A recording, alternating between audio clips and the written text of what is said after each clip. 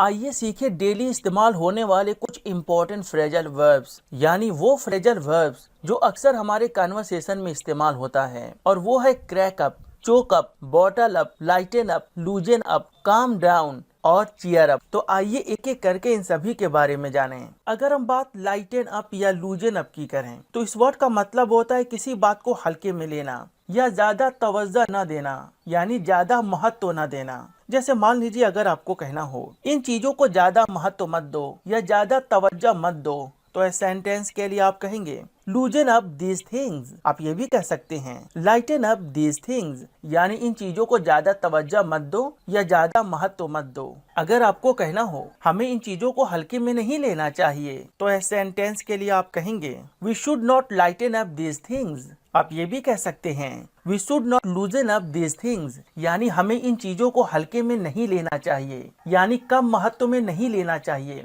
तो उम्मीद करता हूँ कि आपने इन दोनों वर्ड्स के बारे में सीखा कि लाइटन अप या लूजन अप का मतलब होता है किसी चीज को हल्के में लेना या ज्यादा महत्व न देना, यानी ज्यादा तवज्जो न देना। अगर हम बात क्रैक अप की करें तो इस वर्ड का मतलब होता है अचानक हंसने लगना। जैसे अक्सर आप किसी महफिल में बैठे होते हैं तो कोई इंसान अचानक से कोई उल्टी सीधी हरकत करता है तो बाकी लोग अचानक उस पर हंस देते हैं, तो वहीं पर आप कहेंगे क्रैक अप। अगर कहना हो इस पर सभी अचानक से हंस पड़े, तो इस सेंटेंस के लिए आप कहेंगे all cracked up over it, यानी इस बात पर सभी अचानक से हंस पड़े। अगर कहना हो जब मैंने अपने कोट पर कॉफी छलका लिया तो सभी मेहमान अचानक से हंस पड़े या सभी मेहमान अचानक हंस दिए, तो इस सेंटेंस के लिए आप कहेंगे all the guest cracked up when I spilled coffee on my coat, यानी जब मैं अपने कोट पर कॉफी गिरा लिया या छलका लिया तो सभी मेहमान अचानक से हंस पड़े।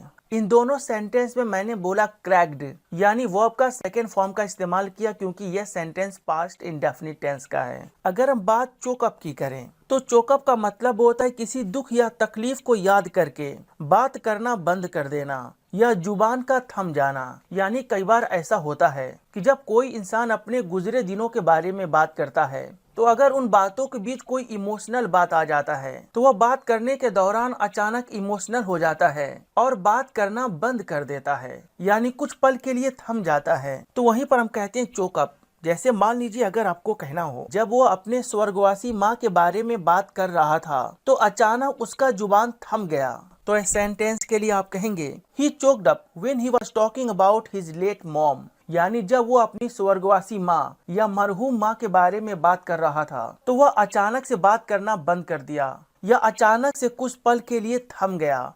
अगर हम बात बॉटल अप की करें तो इस वर्ड का मतलब होता है किसी इमोशन को या किसी जज्बात को अपने ही अंदर रखना या किसी को जाहिर न होने देना।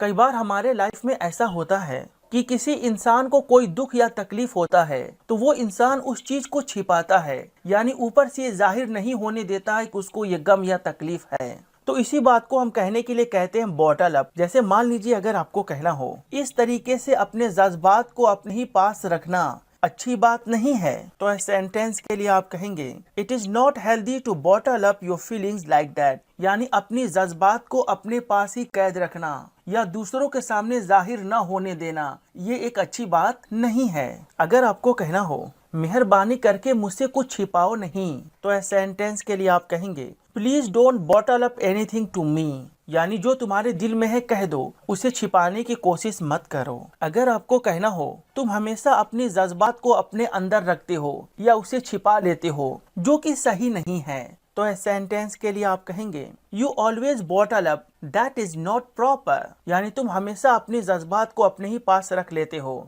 या जाहिर नहीं होने देते हो जो सही नहीं है। तो फ्रेंड्स उम्मीद करता हूँ कि आपने यहाँ समझा कि बॉटल अप का मतलब होता है किसी जज्बात को अपने ही अंदर रखना या किसी दूसरे को जाहिर न होने देना। अगर हम बात काम डाउन की करें तो इस वर्ड का मतलब होता है शांत हो जाना, यानी जब कोई इंसान गुस्से में होता है या किसी गम में होता है तो हम उसे कहते हैं कि शांत हो जाओ, वहीं पर हम कहते हैं काम डाउन। जैसे मान लीजिए अगर आपको कहना हो कृपा करके शांत हो जाओ सब कुछ ठीक हो जाएगा, तो इस सेंटेंस के लिए आप कहेंगे please calm down everything will be okay. अगर हम बात चीयर अप की करें तो इस वर्ड का मतलब होता है खुशियां मनाओ या गम मत खाओ। जैसे मान लीजिए आपकी टीम क्रिकेट मैच हार गई और उनमें से कुछ प्लेयर अफसोस कर रहे हैं, तो वहाँ आप उनको हौसला देने के लिए कहते हैं गम मत खाओ, हम लोग अगली बार अच्छा करेंगे। तो इस सेंटेंस के लिए आप कहेंगे cheer up, we will do better next time. यानी गम मत खाओ, अगली बार हम अच्छा करेंगे। अगर आपको कहना हो खुश हो जाओ, हम लोग कामयाब हो गए, तो इस सेंटेंस के लिए आप कहेंगे cheer up, we got success. तो फ्रेंड्स, उम्मीद करता हूँ कि आपने बड़े शानदार तरीके से इन सभी फ्रेजल वर्ब्स को सीखा। इनमें से कौन सा वर्ड आपको सबसे अच्छा लगा कमेंट बॉक्स में जरूर बताएं। और हाँ, 2 एग्जाम्पल्स जरूर लिखें ताकि मैं चेक करके बता सकूं कि आपने सही सीखा या गलत।